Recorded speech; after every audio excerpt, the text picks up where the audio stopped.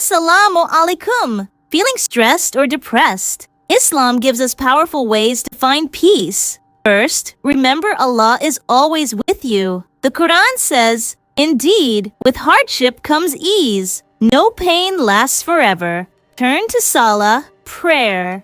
Even 2 rakats can calm your heart and bring you closer to Allah. Make dua. Talk to Allah like a friend. Share your worries. He listens. Always. Do dhikr. Simple words like Subhanallah, Alhamdulillah, Allahu Akbar can bring instant peace. Stay patient, sabr, and trust Allah's plan. You're never alone. Allah understands your pain. Just turn back to Him.